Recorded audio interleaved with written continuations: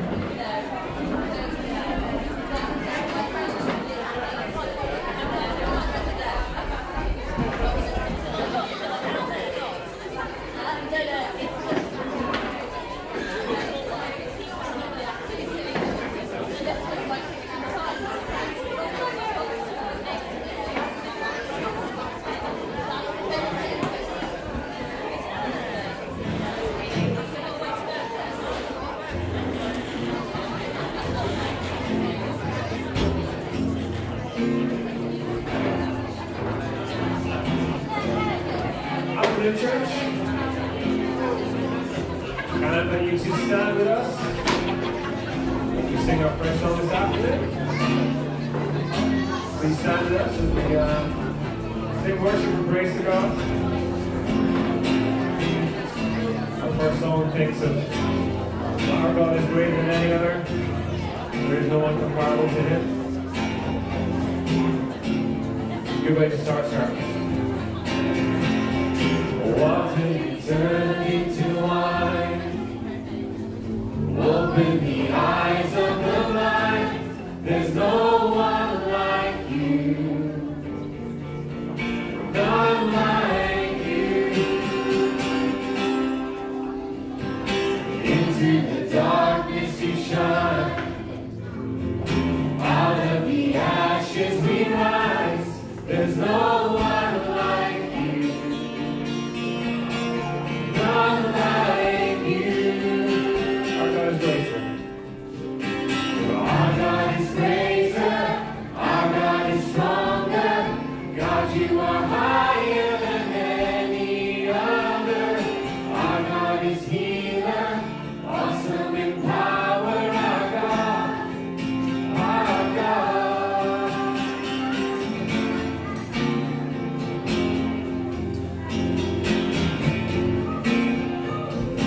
Water you turned. Water you turned into wine. Open the eyes of the blind. There's no one like you. None like you. Into the darkness. Into the darkness you shine. Out of the ashes we rise. There's no one like you.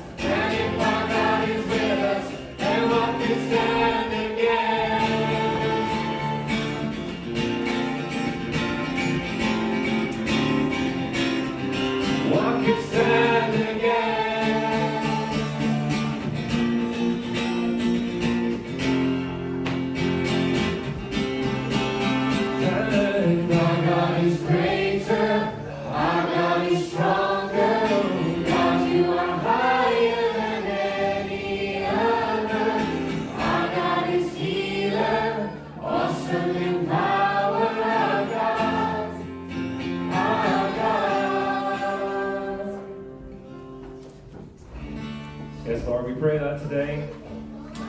Even in this place, this school hall that feels so normal, that we would come to know the wonder of a God who is other, a God who is so much more than we can possibly comprehend or imagine, a God who is greater than any other power and authority in this world, in this land. God, I pray if we've not met you yet, if we've not come to know you, that we would just be amazed and in awe of God who loves us this much. And if we do know you, God, if you are our God and our Savior through Jesus Christ, then we would turn our hearts back to you and respond in praise and worship and lift our voices high. Amen.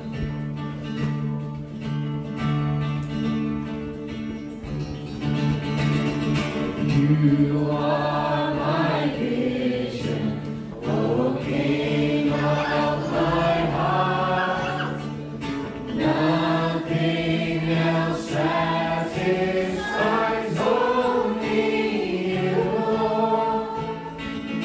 You are my best thought by day or by night. Waking or sleeping, your presence my eyes.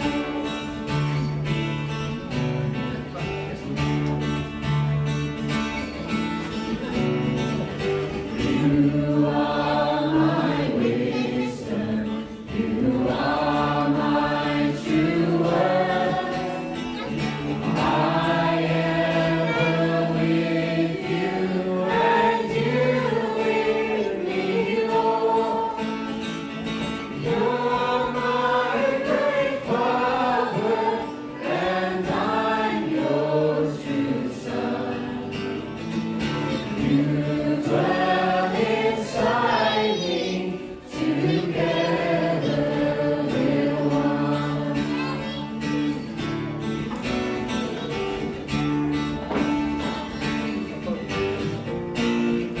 You are my battle shield, sword for the fight. You are my dignity, you're my delight. You're my sole shelter, and you're my high tower.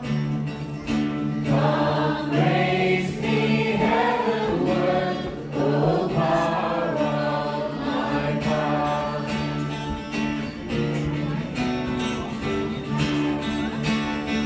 I don't want riches.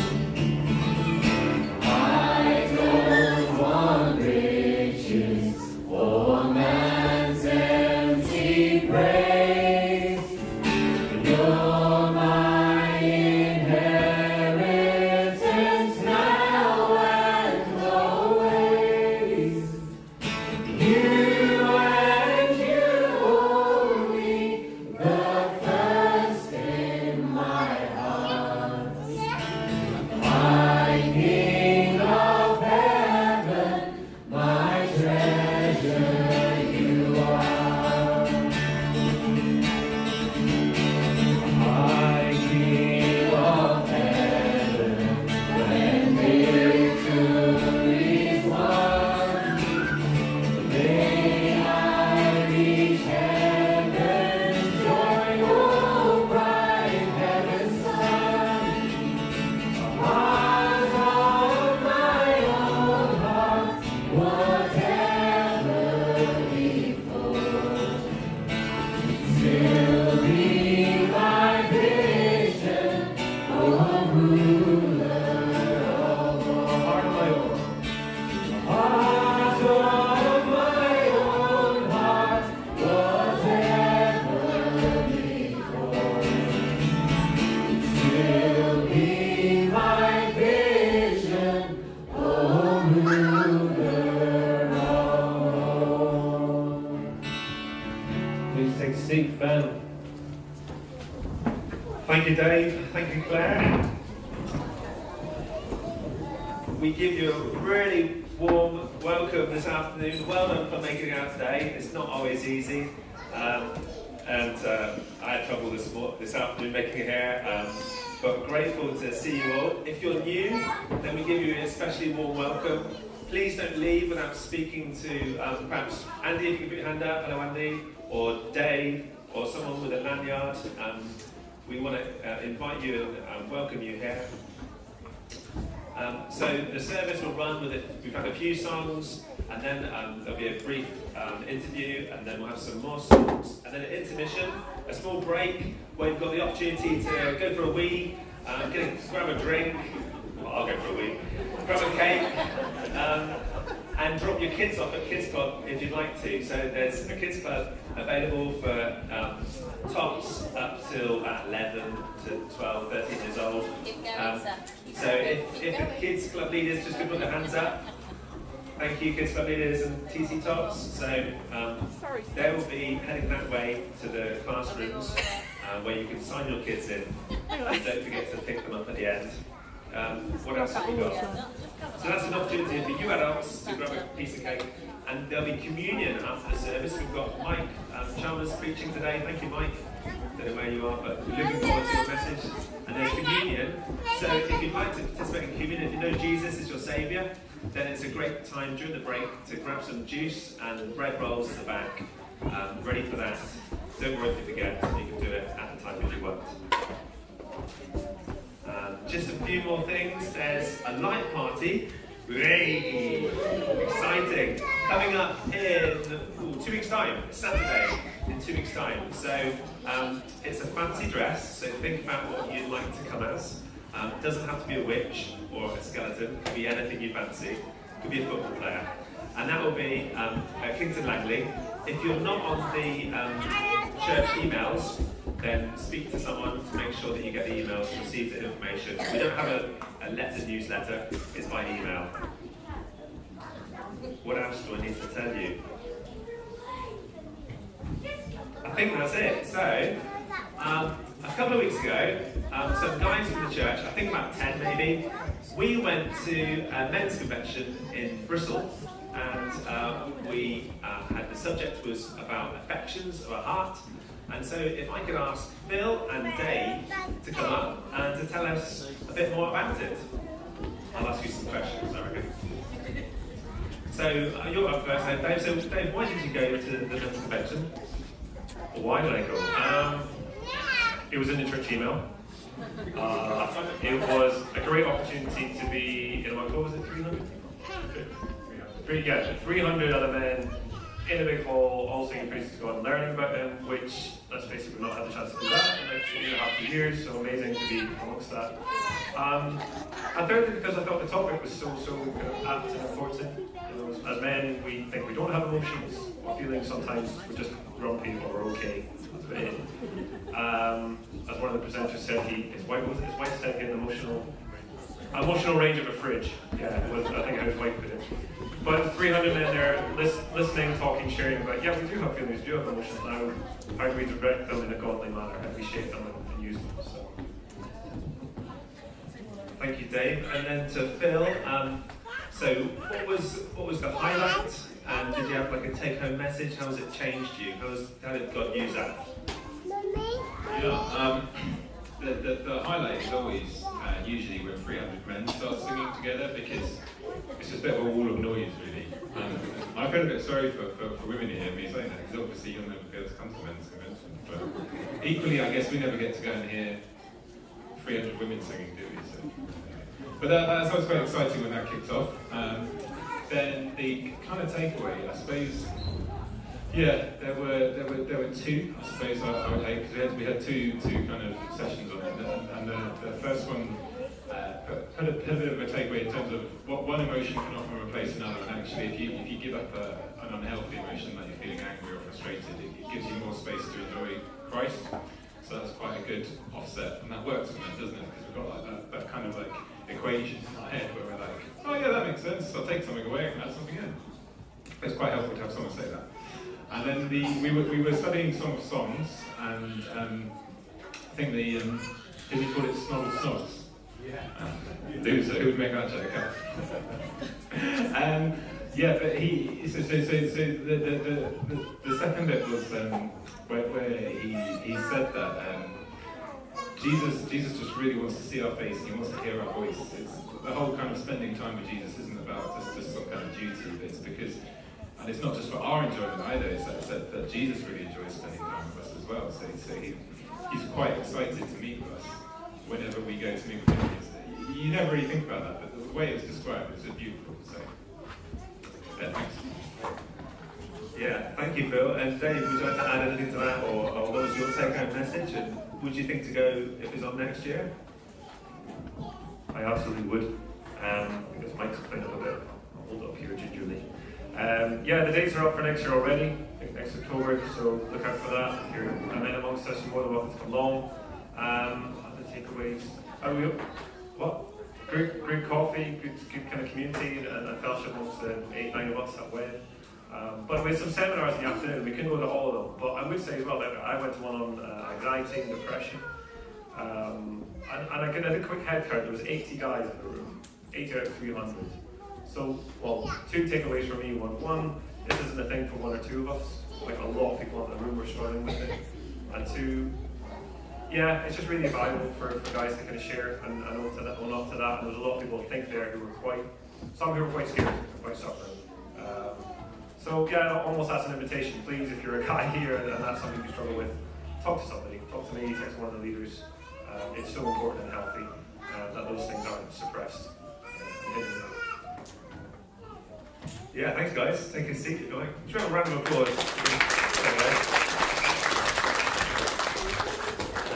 Why don't I just pray and then we'll let Dave and Claire do some songs for us. I'll have that one. Yeah. Thank you, Isabella. I've got such a snuffly cold, I don't know which one's the problem. Let's pray, shall we? Heavenly Father, we thank you so much that you delight in us, that you want to invite us into a relationship with you, and you've made it possible because of Jesus. That's the invitation that we're invited to know the Creator God. Lord, I pray for Mike as he speaks your word to us. Lord, would you speak to our hearts? Would you prepare our hearts to hear what you have to say to us by your Spirit? And I pray that for however we're feeling today, Lord, that we'll be honest and true with you. And I thank you that you'd come alongside us and that you would share and care for us, because that's the kind of God you are. You're a good shepherd. Lord, we just love that about you. So yeah, help us now as we sing more praises to you. In Jesus' name, amen.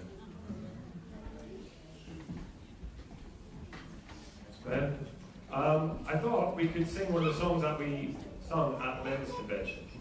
Get my tenses right now. Yeah, so let's sing this song. If you listen to any of Sovereign Grace music, you may well know this one already, but it's really powerful. It's just a declaration of all praise to Him, the God who is worthy of our praises, who, I love this line, who reigns in love. What a wonderful depiction of God, our Father. So, why don't we stand? I'll sing kind of verse 1 through. You can listen and hear it, and we'll sing it through one more time. Does that sound good? So why don't we all stand? And if you came in previous weeks and you're like, what happened to the rest of the band? Don't worry, they will be back eventually. Every so often we like to just drop the instruments, keep it really simple, guitar, vocals, just to remind ourselves that we don't need much to praise God. We just need each other to hear each other's voices, and hopefully some words to sing that speak truth for our hearts.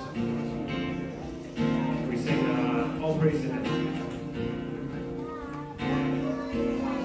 All praise to Him, the God of light, who formed the mountains by His might. All praise to Him who names the stars, that sings His fame in skies afar. Oh, praise to Him who reigns in love, who guides the galaxies above, yet begs to hear our every prayer with sovereign power and tender care. Let's sing verse 1 again. All praise to Him, the God of light. All praise to Him, the God of light, who formed the mountains by His might. Oh, praise to Him who names the stars,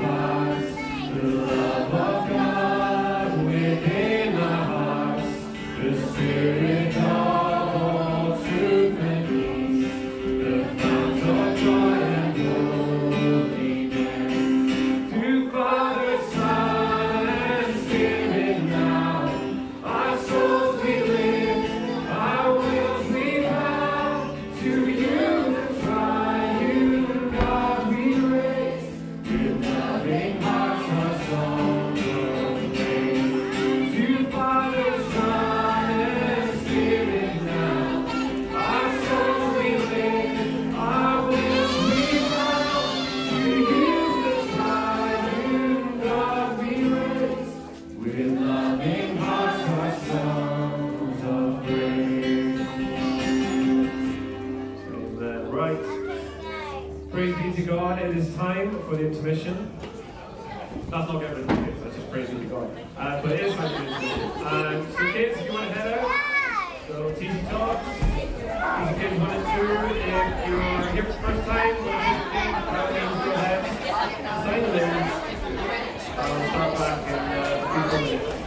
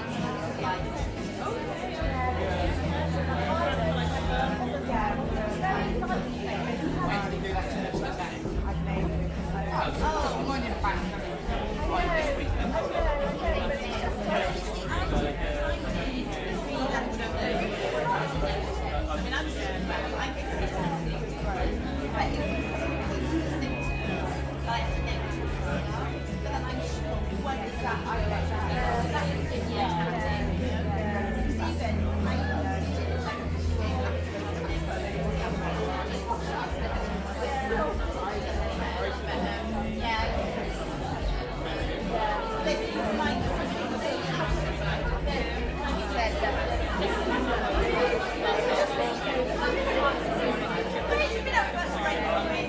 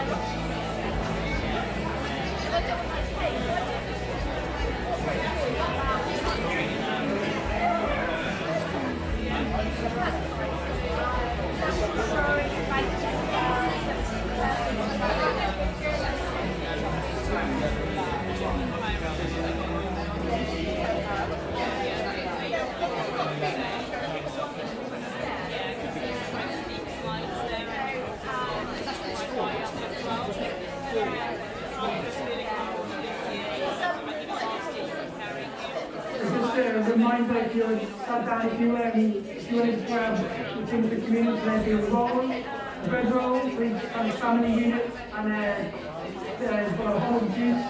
If you're going to do that now, that'd be super helpful. We're starting 2 minutes, so yeah, go and grab some bread and some of the juice. And come sit down again.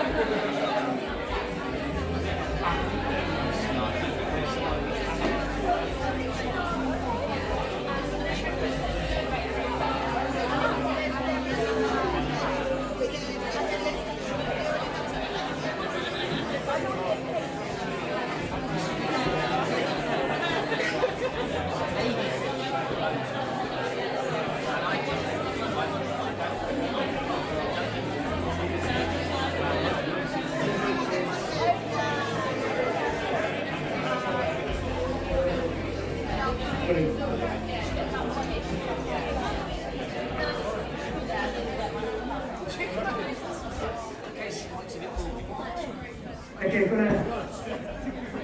going to come in and take a seat.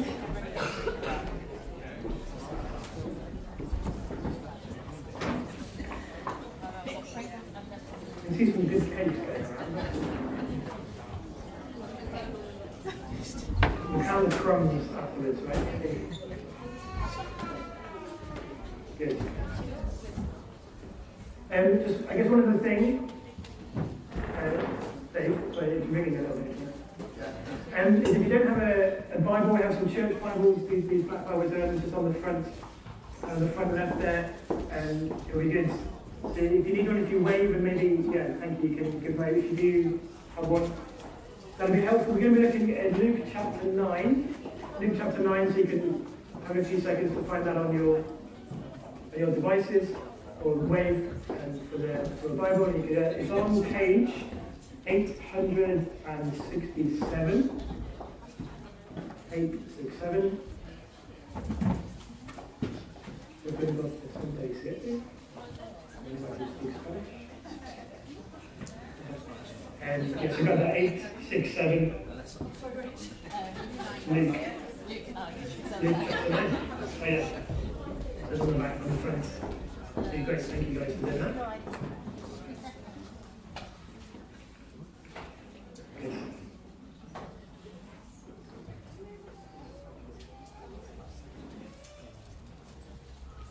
Is Jesus worth the risk? There's risk in everything we do, isn't there? Every time we walk out of the door, there's risk. Every time we cross the road, there's risk. Every time we open our mouth, there's risk. For me, usually quite a big risk. For you, maybe a bit smaller. But just everything we do, bungee jumping, there's a risk. Coming to church, maybe, for some of you, feels like a bit of a risk too. There's risk in everything we do. Big risks, little risks.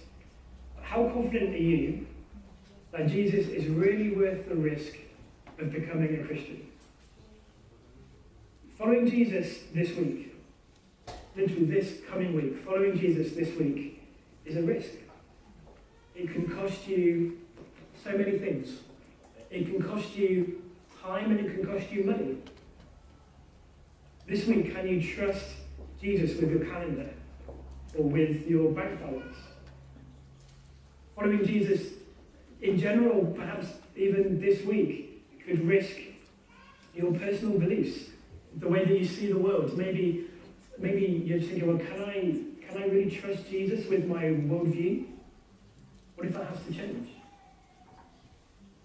Maybe you feel like you're holding back from identifying yourself as a Christian because of fear of being labelled negatively by family and friends, just labelled as weird or labelled as irrelevant. See, your comfort and your security, your identity and reputation, and even your health can be put at risk by following Jesus. See, for some people in the world, we here at Trinity, we're part of a global movement of Christians. There's millions, billions of Christians, brothers and sisters around the world, and for many of them this week, there's a real danger of violence or even death for them being a Christian this week. That's what they risk. If following Jesus is costly, is Jesus worth the risk? Now you're here, you can hear me, and maybe you're not a Christian, and you are just the opposite, the very opposite of convinced that Jesus is worth any kind of risk. But you're here, and we're really glad you are. I wonder if you'll keep listening. And maybe you'll discover something today about Jesus that will change everything for you. Others of you are Christians, and you're here, but in this moment, deep down, right now, you're not really sure about Jesus being worth it. And that's totally fine too. Like, we're not a church at Trinity that kind of forces everyone to be sorted. So you can drop the act, you don't need to pretend, you're in a completely safe place to be struggling with those kind of things. But maybe you're here and you sense that not sureness about Jesus is not a good thing. Maybe you think, yeah, I'm not really convinced properly about Jesus, and that makes me feel like half-hearted about it. Well, let me tell you two things. One thing is that I guarantee, if that's you, you're not the only one that feels like that in this room. And the second thing is that, is Jesus worth the risk, has been a question, has been an issue for 2,000 years. The 12 disciples, the guys who Jesus chose to mentor, to spend his ministry with, had exactly the same doubts. Maybe Jesus isn't really worth it. Like the disciples, they thought that. So it's really not just you. The event that we're looking at here in Luke chapter 9 began to transform those disciples' doubts. And I think it will transform you and give you a pathway out of uncertainty into assurance, into confidence, into a full-hearted following of Jesus. So we're in this series, near the end of this series, called Mentored by the Master. And we've been going through these scenes, these events in Luke's Gospel, little bit by little bit. And with the high points of really the whole of Luke's biography of Jesus, we saw last week. And it's the point at which Jesus asks his disciples who they think he is. So after 2.5 years or so of being together, of walking, of mentoring, of being taught and shown things, Jesus goes, okay, who do you think I am? And Peter aces it. Absolutely aces it. He says, Jesus, you're the Messiah. You're the Christ, God's King, God's chosen one. You're the great rescuer. And it is this kind of culmination of 2.5 years of being mentored by Jesus. His identity is central to the whole story.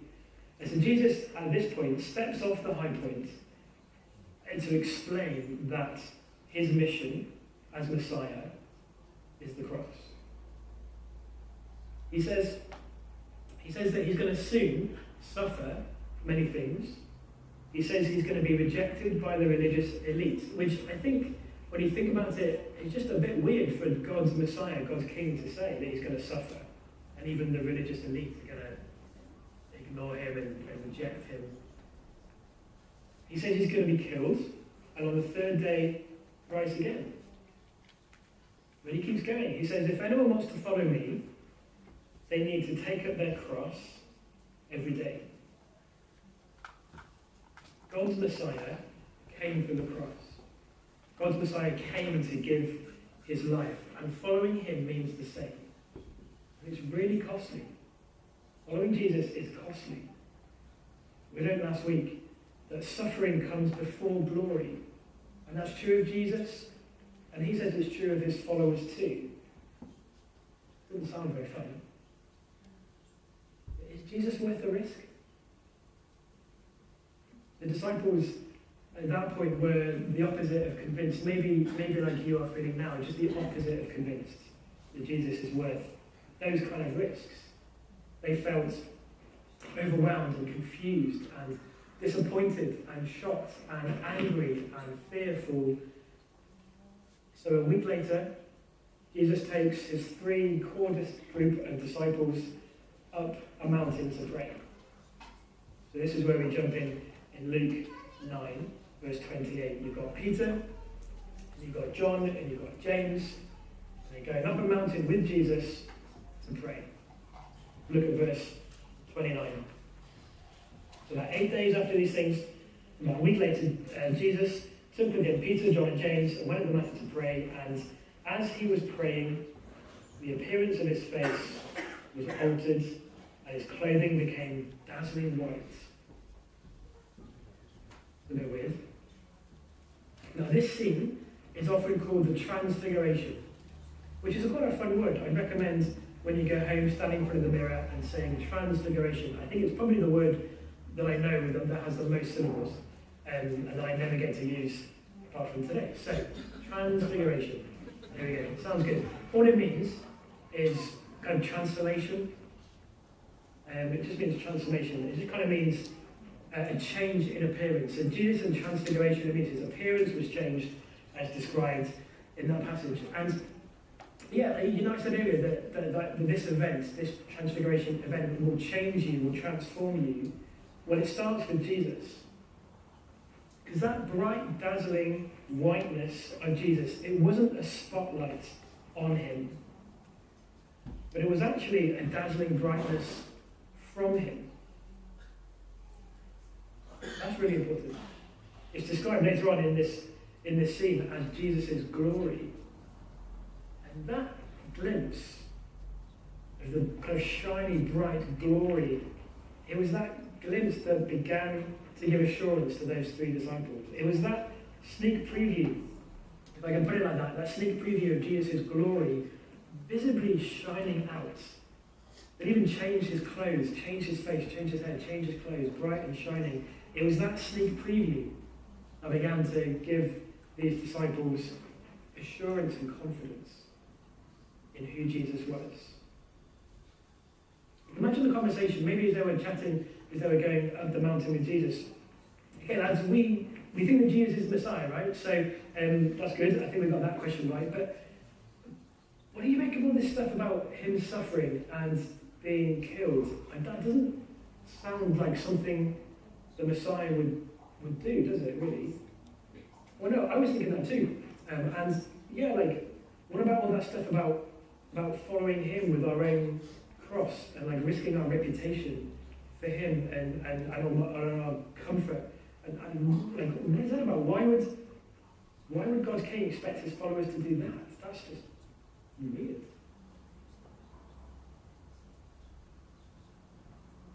And then on the mountain, the veil that is covering Jesus' heavenly glory sort of twitches open a little bit.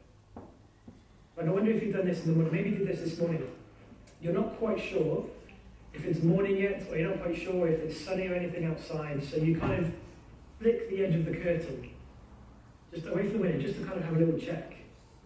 And then suddenly the sun comes through and like blinds and pierces your eyeballs. I noticed a few of you like that with the sun coming through the window. Just peek the curtain open and the sun just kind of comes and blinds you.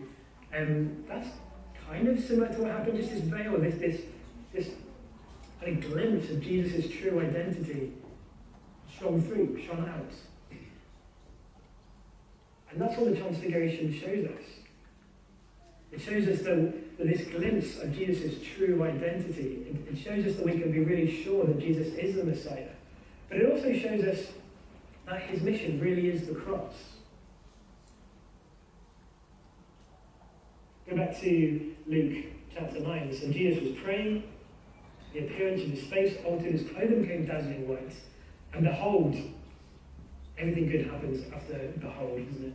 Behold, pay attention, two men were talking with Jesus, Moses and Elijah. They appeared in glory and spoke of his departure, which he, Jesus, was about to accomplish at Jerusalem. So I don't know if you can picture that scene. On this mountain, Jesus kind of radiating bright white, brilliant whiteness, talking with Moses and Elijah.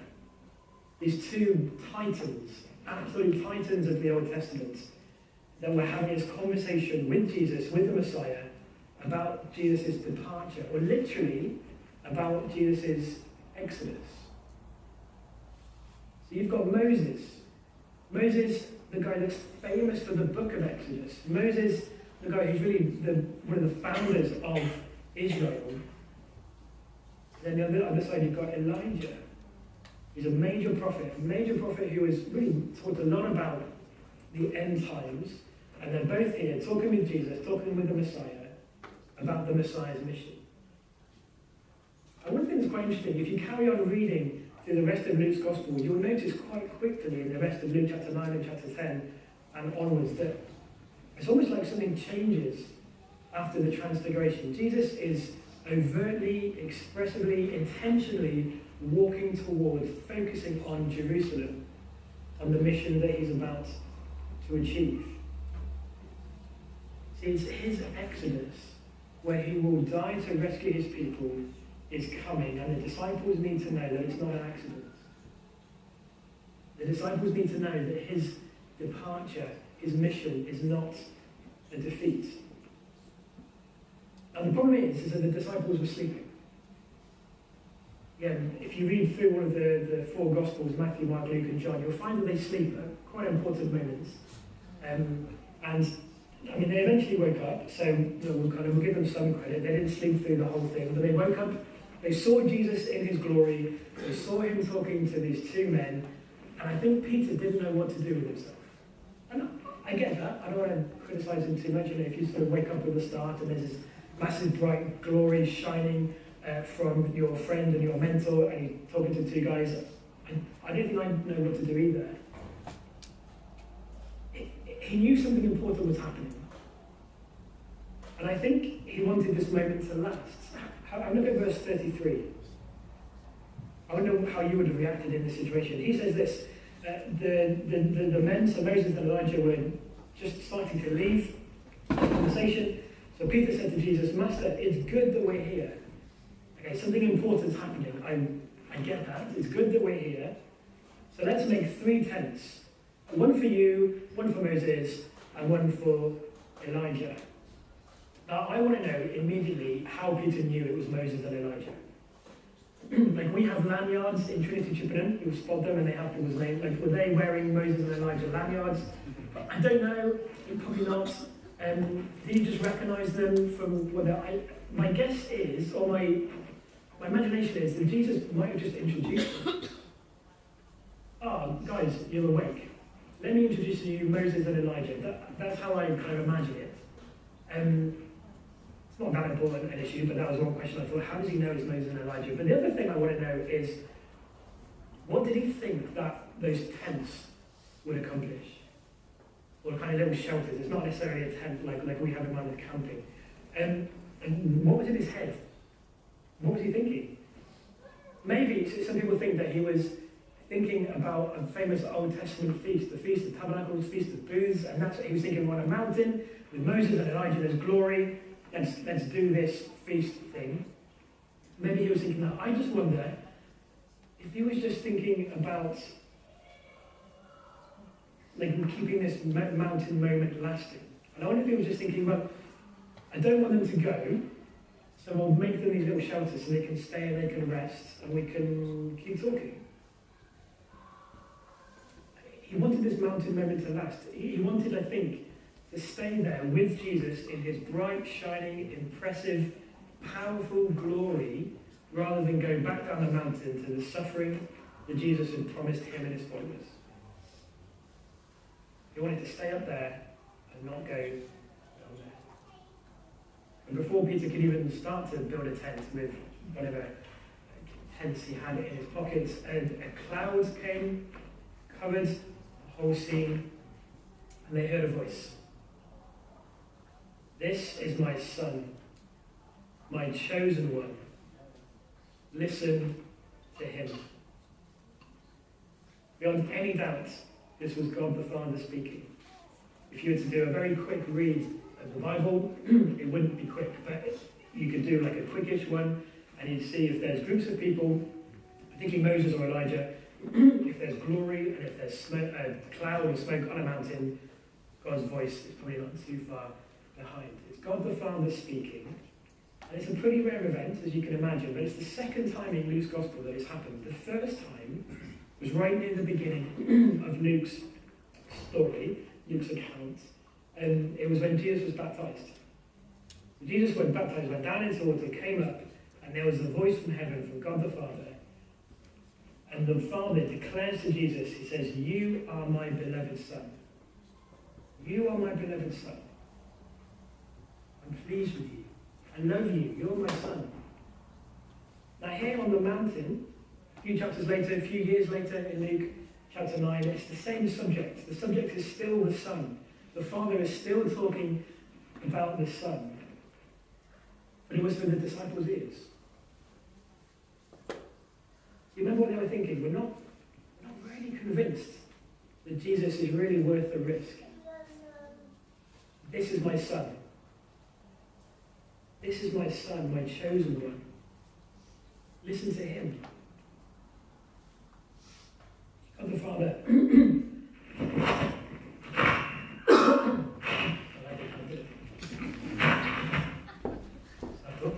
I'll cut that out of the recording. God the Father is saying this. It's Jesus. It's him. It's always him. It's always been him and always will be him. Guys, he's the one. Jesus is the one. You listen to him. And I hear God thinking,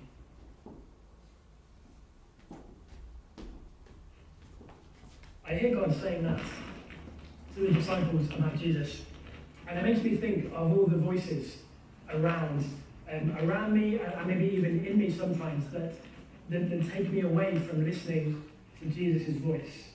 Voices all around us that say that we can't really trust Jesus with risking anything. I don't know if you've ever thought about that. So what if any of these that I'll describe now, if any of these ring a bell for you? Maybe you can think of the voice of your bank balance. The voice of your bank balance tells you that you're more secure the bigger the number. So don't risk giving anything if you're not sure that you'll get it back. It's quite a loud voice in my life. Your job has a voice, and your job can tell you that you're more comfortable the higher in your job you are. So don't risk anything that might lose you a promotion or might lose you a job. Just don't risk any of that. That's quite a loud voice too. Your pride is a loud voice. My pride is a loud voice. I think your pride can tell you that you don't really need Jesus, do you? Like you're not that bad anyway. Like why would you want to rely on someone else for anything? Don't risk being humble. Don't risk having anything to do with Jesus. That can be quite a loud voice. Your reputation, anyone's reputation has a loud voice. Your reputation tells you that you're more important the more people like and subscribe.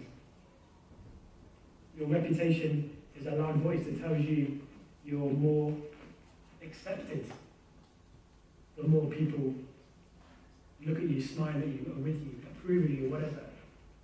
So don't risk being rejected. Don't do anything that risks someone not liking you. They do anything that risks you looking weird or losing respect. So what do we do with those voices? Sometimes all of those voices come all at the same time, don't they? We stay silent, I think. All these voices come to us. We just stay silent. We step away from following Jesus. We step back from anything that feels risky for following Jesus. But the thing in Luke chapter 9 is that it's Jesus that is your pathway out of that uncertainty and fear into assurance. He is the voice. He is a dependable voice that will melt the fear of all the risks to your comfort and security. The Father pours his love and affection and goodness onto and into his Son, Jesus. Jesus is really is the mighty Messiah, the great rescuer. So why do I think that I can go through a day or my life without him, without trusting him, about his love for us?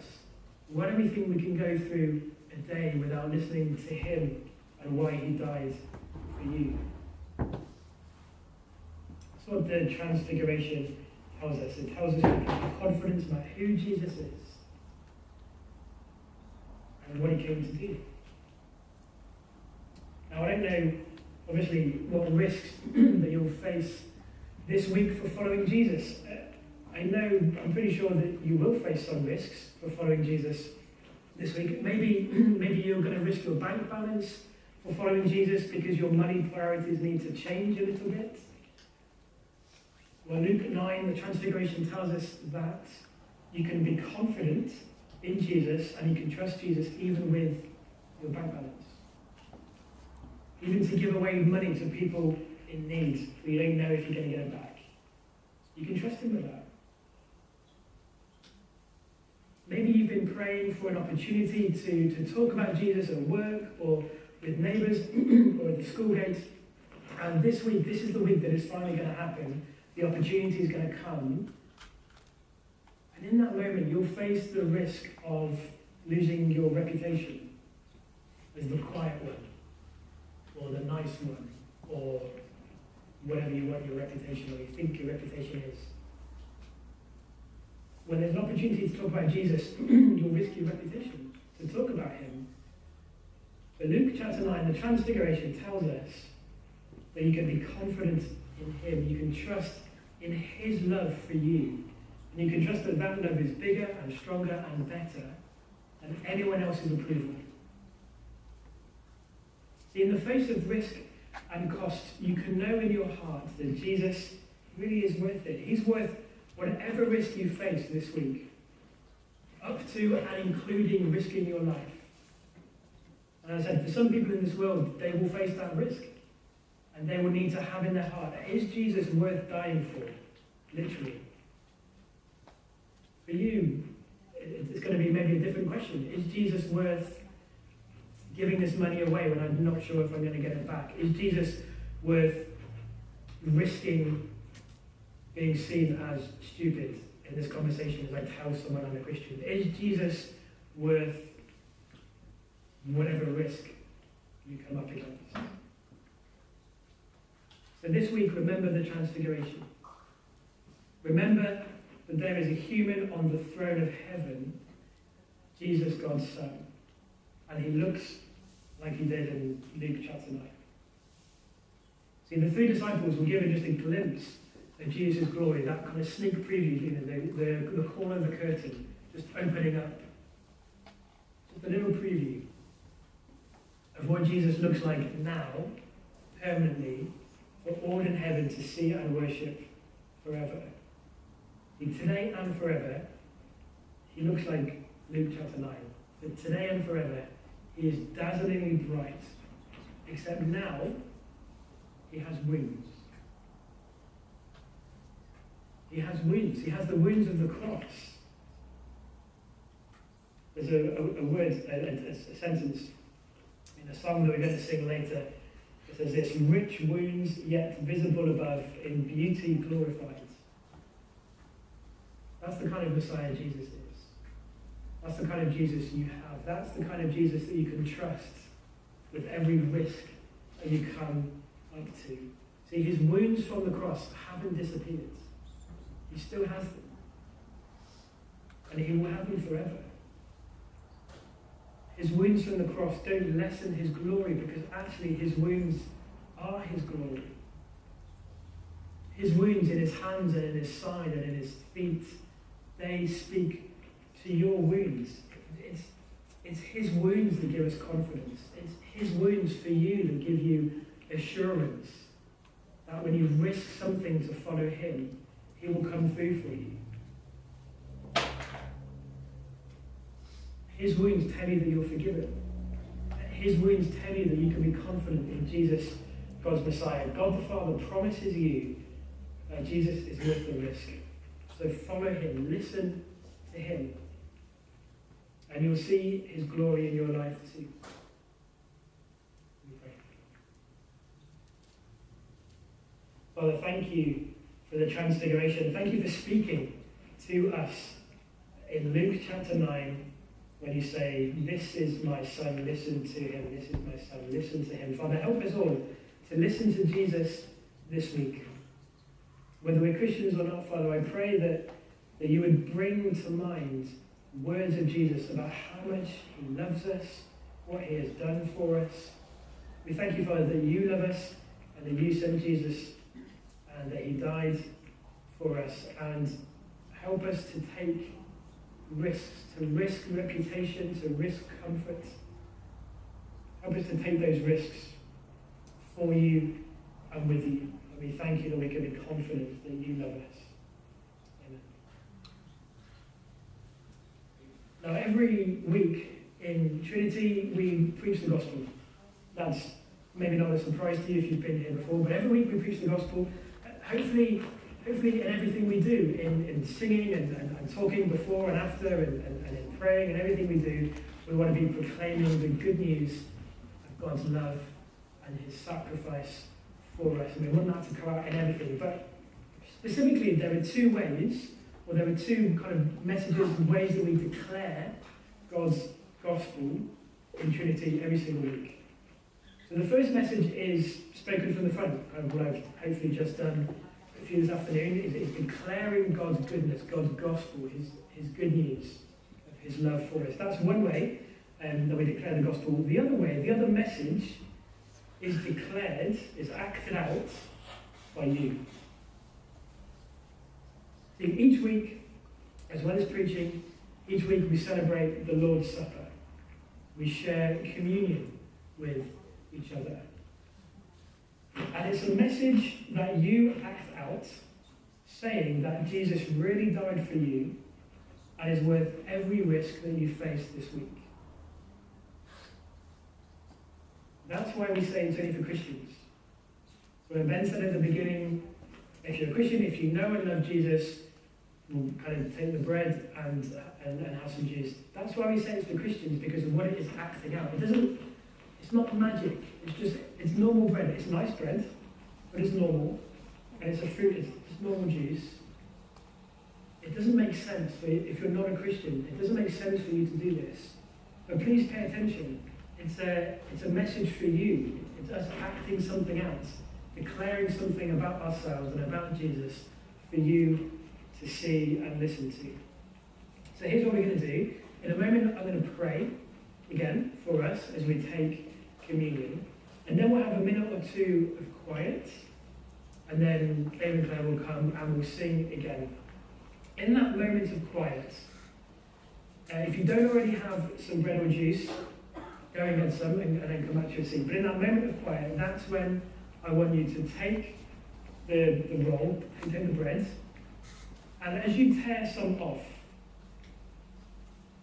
you are acting something out, acting something important. You're declaring something important. As you're tearing a piece of bread off and eating it, I want you to ponder Jesus' body given for you in love.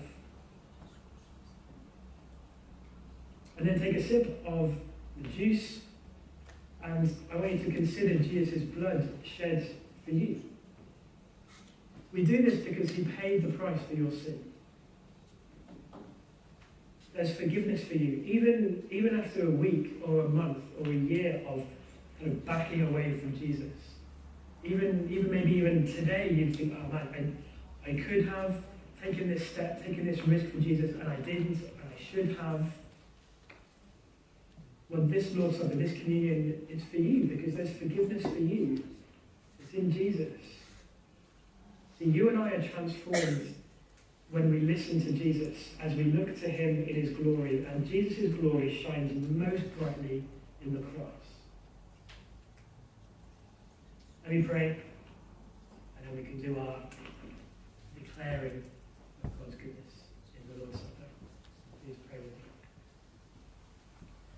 Father, we come to you again, and we thank you for the cross of Jesus. We thank you that in just these simple things, bread and juice, we can see, we can declare the message of your goodness and your grace in Jesus. Thank you that in him we're forgiven. Thank you that in him we are safe with you. Thank you that in him we are loved with a love that will never let us go for all eternity.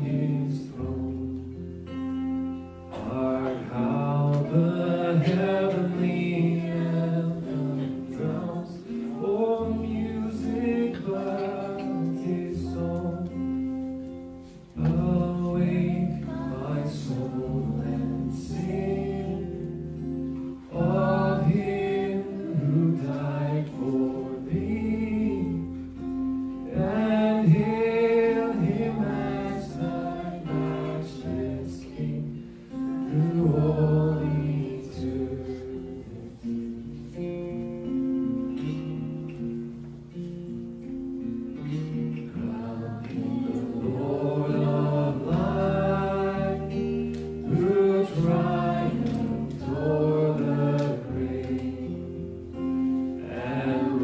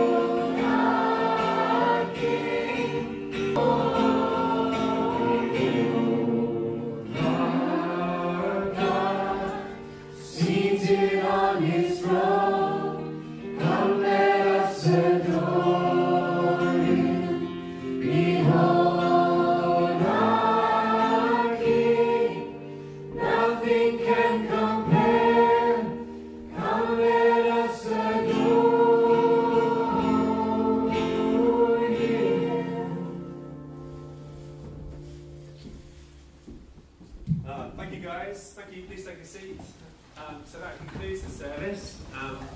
Please don't forget your kids.